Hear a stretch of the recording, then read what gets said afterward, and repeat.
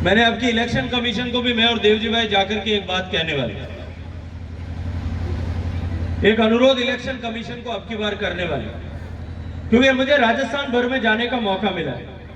राजस्थान के 200 विधानसभाओं में से 30-40 विधानसभाओं में अलग अलग जगह अलग अलग जनाक्रोश यात्रा के निमित्त और पार्टी के विभिन्न कार्यकर्ताओं के कार्यक्रमों के निमित्त पिछले कुछ दिनों में जाने का मौका मिला।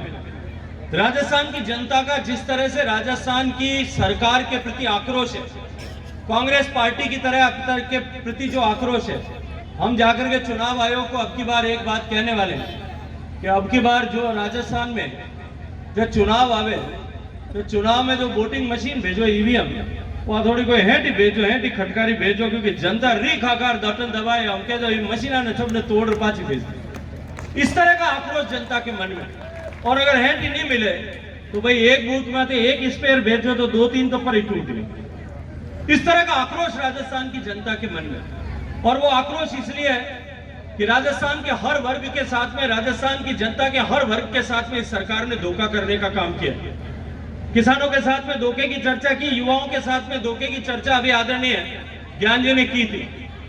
मुझे याद आता है 2018 का चुनाव जब संपन्न हुआ था, चुनाव का रिजल्ट आ गया था और रिजल्ट आने के बाद में सरकार बनी नहीं थी, क्योंकि इनके बीच में आपस में खींचातान चल रही थी। सचिन पायलट साहब दिल्ली से जयपुर आ रहे थे और अशोक जी जयपुर से दिल्ली जा रहे थे, शटल कॉक बने हुए थे, बीच में जो है इधर से उधर और उधर से उधर आना जाना हो रहा था। उस समय में मैं जोधपुर आया हुआ था। मेरा जो जोधपुर का घर है, उस घर के बिल्कुल करीब में, बिल्कुल पास में कोने पे सड़क के कॉर्नर पर एक बैंक है। मुझे बैंक के बाहर 8-10 युवक खड़े हुए मिले। मैंने ड्राइवर से कहा, अपनी गाड़ी रुकवाई, मैंने बच्चों से बात की। मैंने कहा भाई आज बैंक के सामने किस लिए आओ, तुम्हारी कोई लॉटरी खुल गई है क्या?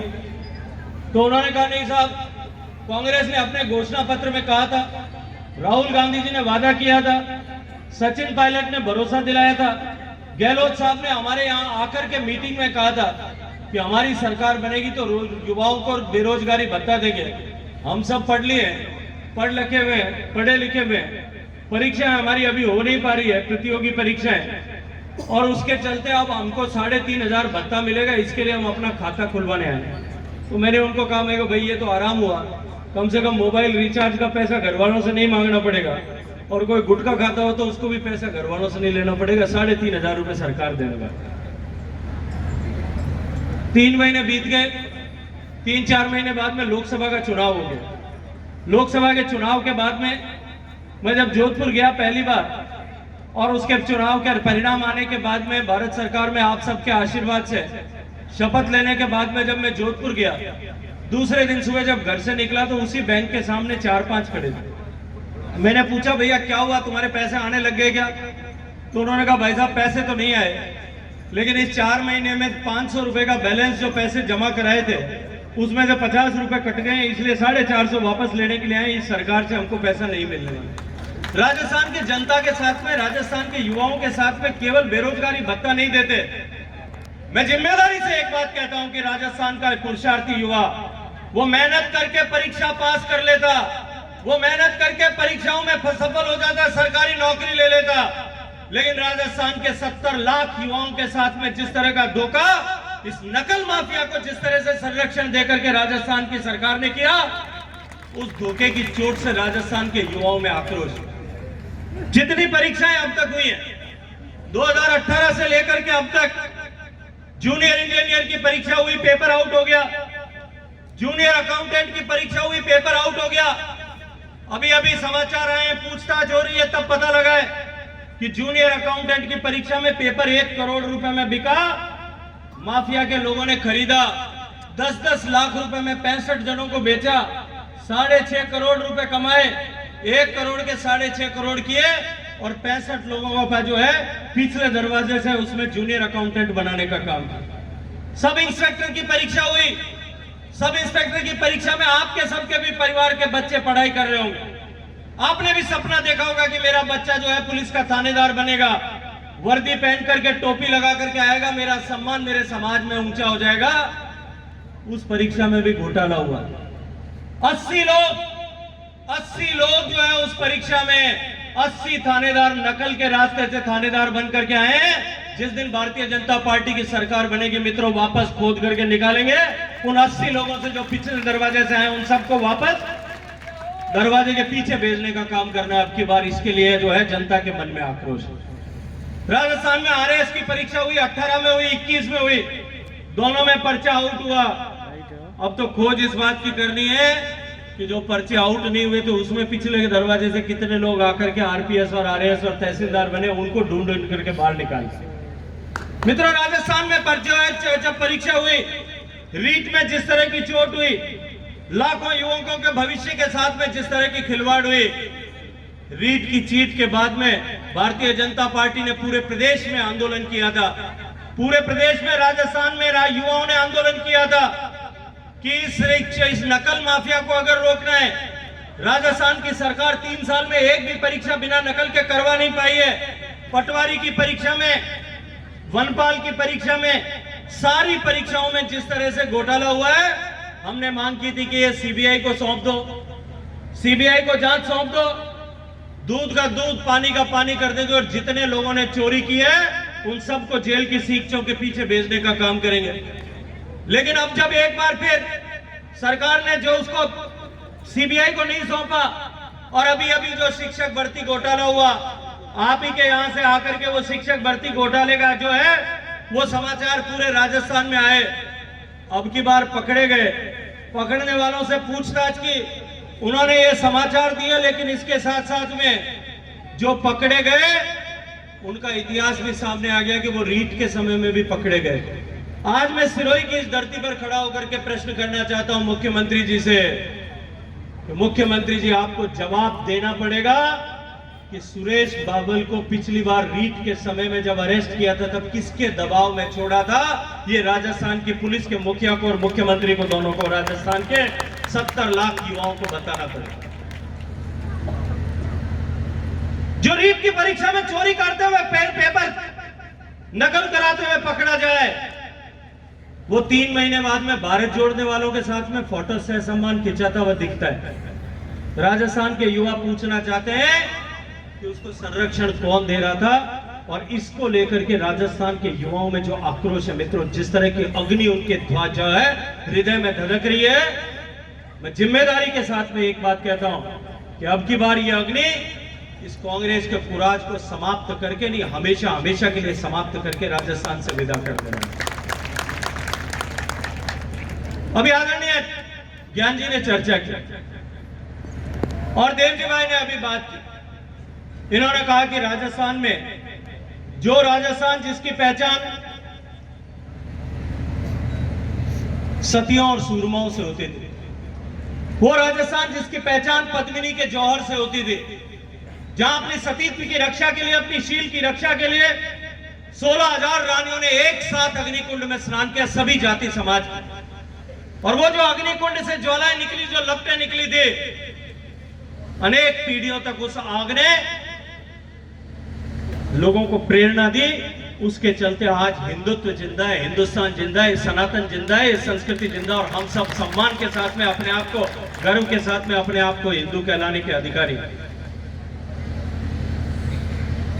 ये राजस्थान जिसकी पहचान मीराबाई से थी, ये राजस्थान जिसकी पहचान गोराधाय और पन्नाधाय से थी, ये राजस्थान जिसकी पहचान कर्माबाई के खींचड़े से थी, ये राजस्थान जिसकी पहचान पग पग पर जो सतियों की देवलियां बनी हुई है उनसे थी।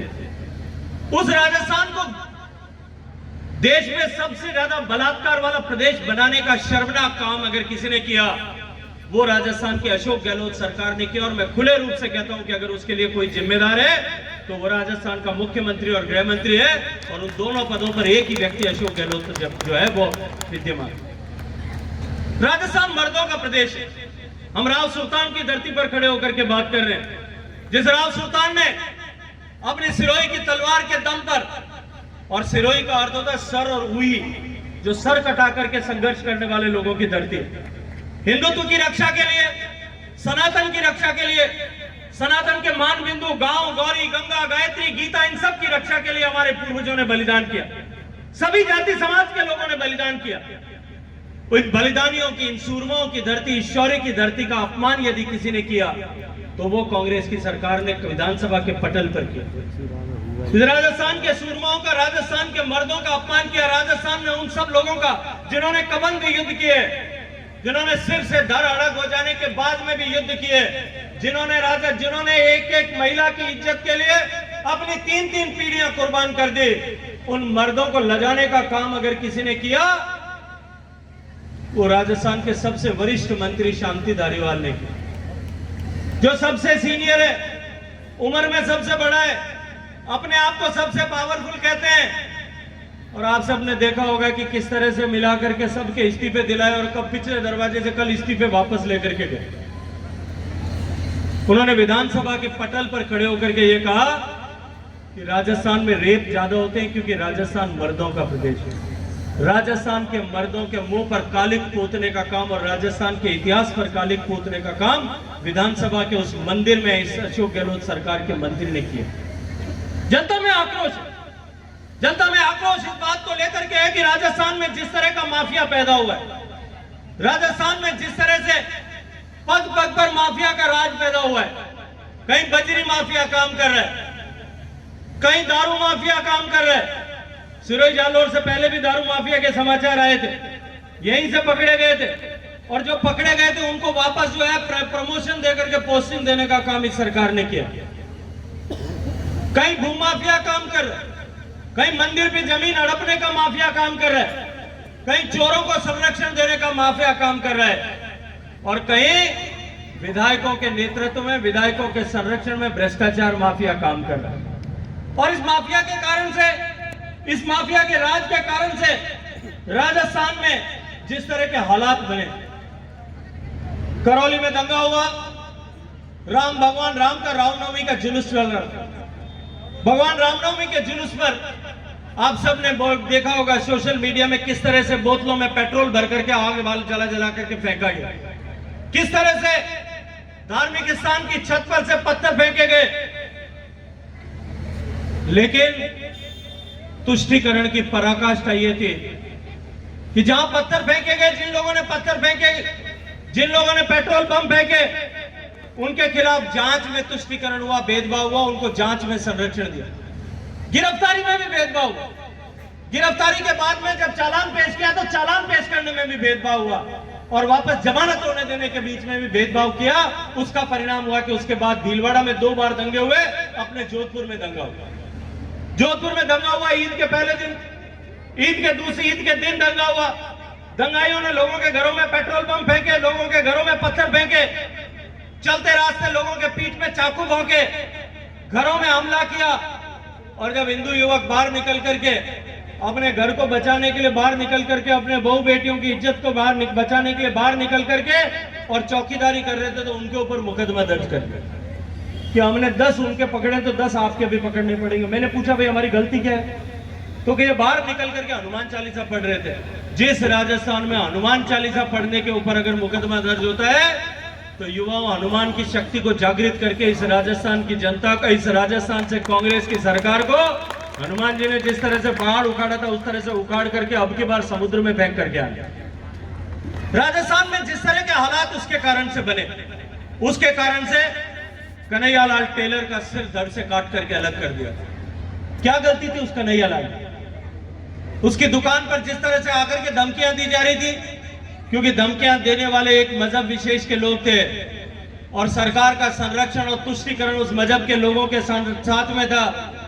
2 बार जाकर के पुलिस में लिखित में रिपोर्ट लिखाई, रिपोर्ट लिखाने के बाद में पुलिस ने उसी से माफी मंगवाई, माफी मंगवाने के बाद में उसी से जो है अपनी दुकान के बाहर सीसीटीवी कैमरे लगाए।